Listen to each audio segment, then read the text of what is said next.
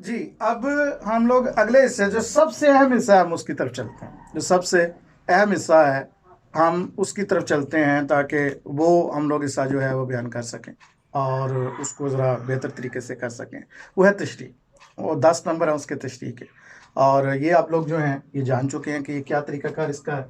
तो अब मैं इसको थोड़ा मिटा देता हूँ, मिटा कर आप लोगों के सामने जो मज़ीद इस हवाले से कुछ चीज़ें हैं उनका मैं बयान करूँगा। अब चलते हैं जी हिस्सा तशरीह की जानब। हमारे 5 नंबर मुकम्मल हो चुके हैं। यहाँ पे मैं सैकुसबा कैसे लिख देता हूँ, ठीक है। ये मैं लिख देता हूँ ताकि आप लोग जो हैं वो जहन में रखें। ये ना हो कि कोई बच्चा ये समझना शुरू कर दे कि सैकुसबा क्या ही नहीं, तो वो हमारे पास आ जाएगा। उसके बाद हमारे पास जो है वो ये तशरीह है, और तशरीह हमारे पास जो है, हम इसके तरफ आते हैं। तशरीह के 10 नंबर है, जिस तरह पहले तस्करा किया, इसके 10 नंबर है। अब तशरीह जो है उसका आगाज वो किस तरह करना है, ये दिलचस्प एक अमल है। इसको जो है वो सब बच्चे अच्छे तरीके से समझ लें, जान लें कि यहाँ पे आके हम लोगों ने थोड़ा सा जो है वो जिसे कहा जाता है कि अपनी मालूमात का, अपने अंदर जो इल्म है, क्योंकि इक़्तिबास तो छोटा सा है और आपने उस इक़्तिबास के गिर्द रहना, कहीं दाएं बाएं नहीं जाना, तो फिर करना क्या है। तो यहाँ पे आके हम तस्करा करेंगे कि ये इक़्तिबास, अब ये ज़हन में रखिएगा कि जब हम ये तस्करा करते हैं, इस तरह की चीज़ का तस्करा करेंगे कि जी ये इक़्तिबास जो है ये पहले हम उसका तस्करा कर चुके हैं कि ये कहाँ से लिया गया है। ये बाज़ बच्चे कहेंगे कि सर ये तो हम पहले तस्करा कर चुके हैं, अब इसका दोबारा तस्करा करना क्यों ज़रूरी है। मैं उसकी लॉजिक आपके सामने रखूँगा, मतलब मैं कोई भी बात जो है वो बगैर दलील के आपके सामने नहीं रखूँगा। ये नहीं होगा कि आप लोग कहेंगे जी ये बात जो है वो ऐसे बयान कर दी गई, नहीं, ऐसा नहीं होगा। मैं उसको जो है वो मद्देनज़र रखूँगा कि जो बात की जा रही है इसका जो अहवाल है वो किस तरह पेश करना है, उसकी बातचीत को किस तरह पेश करना है, और कहीं पे कोई कमी ना रह जाए। मतलब ये मैं कोशिश कर रहा हूँ कि यूट्यूब पे भी मैं इसको अपलोड कर दूँ, तो मुझे उसका फ़ायदा ये होगा कि साहब नज़र को अगर गलती किसी को नज़र आती है तो मुझे मेरी गलती बता सकता है कि ये गलती है, और अगर किसी को इससे इस्तेफ़ादा हो जाए तो ये मेरे लिए, मेरा ख्याल है कि बड़ा बड़ी बात होगी कि मतलब मेरा लेक्चर जो है वो किसी के काम आ जाएगा। ये मज़े की चीज़ देखिए कि अब यहाँ से हम शुरू जब करेंगे कि ये इक़्तिबास सैयद सलमान नदवी, ये इक़्तिबास सैयद सलमान नदवी के खुतबा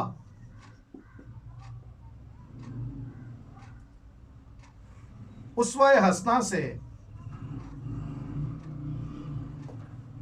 अखज़ है। ये खुतबात हैं, ये मैंने आपको शायद पहले बताया, याद होगा, ये खुतबात हैं, तो आपको पता चल गया होगा कि ये वहाँ से लिया गया। अब आपने क्या करना है कि अब आपने थोड़ा सा जो है सैयद सलमान नदवी का तारुफ दे देना है। यहाँ पे आप तारुफ दे सकते हैं, वहाँ नहीं दे सकते। यहाँ पे आप तस्करा कर सकते हैं। ये तो सैयद सलमान नदवी का खुतबा उसवा हसना से अखज़ शुदा है या अखज़ किया गया है, इस तरह कर लीजिए कि अखज़ किया गया है या लिया गया है। अगर आप ये भी ना करें तो आप ये भी लिख सकते हैं कि इक़्तिबास सैयद सलमान नदवी के सबक, वैसे तो वो मजमून की शक्ल में हमारे सामने आ रहा है ना, तो ये बुनियादी तौर पे इसको कई शक्लें दी जा सकती हैं। वैसे तो ये बाज़ के नज़दीक जो है ये स्वान उमरी भी है, लेकिन ये स्वान उमरी इसलिए नहीं है कि उसमें वो उसके स्वान उमरी के जिसे कहा जाए अज्जा नहीं है इसमें, लेकिन बहरहाल आप सल्लल्लाहु अलैहि वसल्लम की ज़िंदगी तो बयान की जा रही है, तो इस ये खुतबात है, तो खुद तो हमें पता है कि उन्होंने जो खुतबात दिए थे, तो हम यहाँ पे तस्करा कर सकते हैं। अब यहाँ पे आ जाएगा ये इक़्तिबास सैयद सलमान नदवी का खुतबा उस वसना से अखज़ किया गया है। सैयद सलमान नदवी जो कि ज़िला पटना में पैदा हुए, उनके वालिद साहब हकीम अबू इसहाक थे, ये इलामा शिबली नुमानी के शागिर्द थे। अब आप यहाँ पे जो है सैयद तस्करा कर सकते हैं कि सैयद सलमान नदवी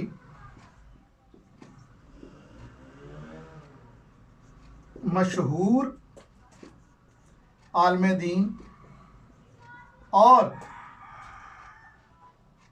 इलामा शिबली नुमानी के शागिर्द हैं, जिन्होंने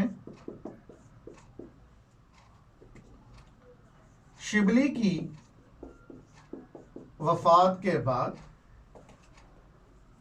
सीरत नबी को मुकम्मल किया।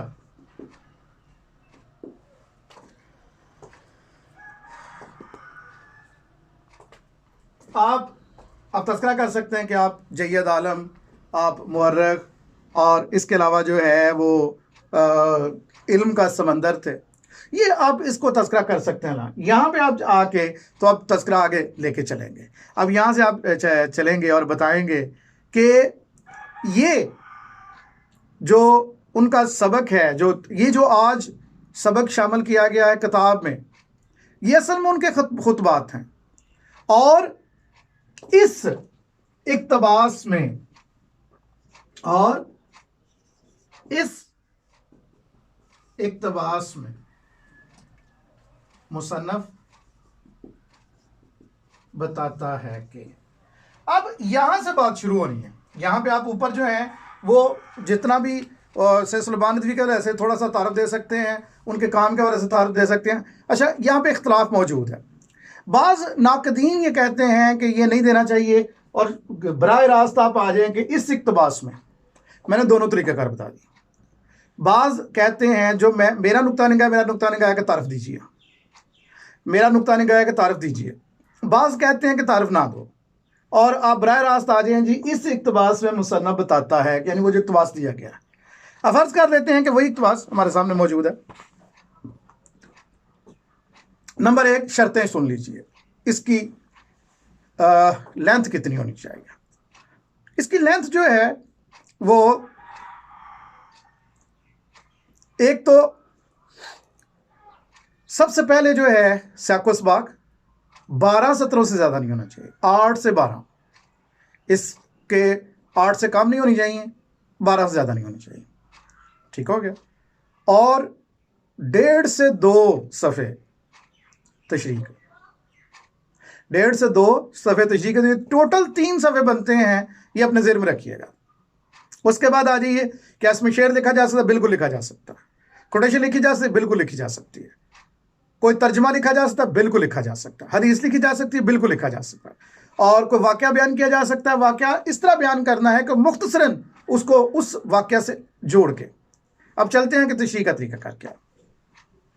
फ़र्ज़ करें कि ये जो इक्तबास हमारे पास है कि मोहम्मद रसूलुल्लाह सल्लल्लाहु अलैहि वसल्लम का वजूद मुबारक एक आफ़ताब आलमताब था, जिसे ऊंचे पहाड़, रेतले मैदान, बहती नहरें, सरसब्ज़ खेत अपनी अपनी सलाहियत और इस्तात के मुताबिक ताबश और नूर हासिल करते थे। यहाँ पर बारह था जो पहाड़, जंगल, मैदान और खेत, रेगिस्तान और बाग हर जगह बरसता था, और हर टुकड़ा अपनी अपनी इस्तात के मुताबिक सैराब हो रहा था। किस्म किस्म के दरख्त और रंगारंग फूल और पत्ते जम रहे थे और उग रहे थे। अब जब हम इसका तज़किरा करते हैं तो इसमें 2 चीज़ें बयान की गई हैं, एक आफताब यानी सूरज, और एक अब्र बारां यानी बरसता बादल। अब ये बुनियादी तौर पे ये सारी की सारी तशबीहात हैं, ये इस्तारात हैं, ये सारा का सारा जितना भी है ये हमारे सामने जो है इसमें तज़किरा ये किया गया है कि इस इक्तबास में मुसन्नफ बताता है कि नबी अकरम सल्लल्लाहु अलैहि वसल्लम की ज़ात मुबारक वो ज़ात है कि जब आप दुनिया में तशरीफ़ लाए तो हर तरफ अंधेरा ही अंधेरा था, हर तरफ घटाटोप अंधेरे की हुक्मरानी थी। किसी को किसी की कोई परवाह ना थी। खाना काबा जो था बुतों से भरा हुआ था। इंसानियत जो थी वो सिसक रही थी, और इंसान जो कि अशरफुल मखलूकात है वो भरंगी के साए में जी रहा था। माँ, बहन, बेटी किसी किस्म की तौकीर से नवाजी नहीं गई थी। इंसान गुलाम था। इंसान की हालत ये थी कि वो बिकता था, एक जगह से बिकता दूसरी जगह चला जाता था। मुसन्नफ इस इक्तबास में मैं ये बताना चाहता कि ये ज़माना जाहिलियत कहलाता था, लेकिन फिर आसमान पर एक चांद नमदार हुआ। आसमान पर एक सूरज जो है वो रहमत का सूरज वो नमदार हुआ। वो नबियों में रहमत लक़ब पाने वाला, मुरादे गरीबों की भर लाने वाला। अब यहाँ पे आप शेर दे सकते हैं। अब देखिए, मैंने एक इक्तबास तक वो ले आया, ये बात करते करते एक इक्तबास मैंने कर दिया आपका। अब आप इसको तहरीर अगर करना शुरू कर दें तो एक इक्तबास जो है वो आपका हो गया। अब यहाँ भी एक और चीज़ बड़ी दिलचस्प किस्म की है, मतलब इसी को आप बढ़ाएंगे इसको। वो हमारे एक उस्ताद मोहतरम थे, वो कहते थे कि तशरीह जो है वो लस्सी है, वो जितनी आप फैलाते चले जाएंगे, जितना आप करते चले जाएंगे, वो उतनी आगे फैलती चली जाएगी।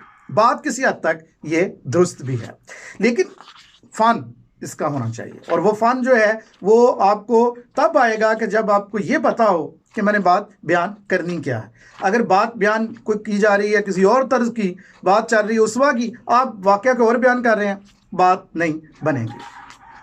अब मैं इसको आगे थोड़ा सा जो है वो लेके चलता चला जाता हूँ, ताकि आप लोग जो हैं वो इससे मुस्तफ़ीद हो जाए मज़ीद जो है।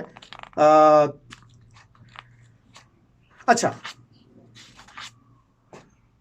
तज़किरा है आफ्ताब का और तज़किरा है अब्र बारा का।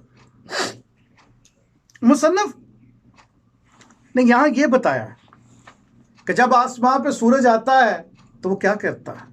उसके लिए जो सारे रेगिस्तान हैं, ज़मीन है, पहाड़ है, दरिया हैं, समंदर हैं, झीलें हैं, झरने, ये सब बराबर हैं। नबी अकरम सल्लल्लाहु अलैहि वसल्लम की ज़ात मुबारक की रहमत, जब आपकी रहमत बरसी, तो जब वो औरतों पे बरसी तो माँ का दर्जा कर दे दिया। माँ पहले भी थी, लेकिन अल्लाह के रसूल ने माँ के पाँव के तले जन्नत रख दी।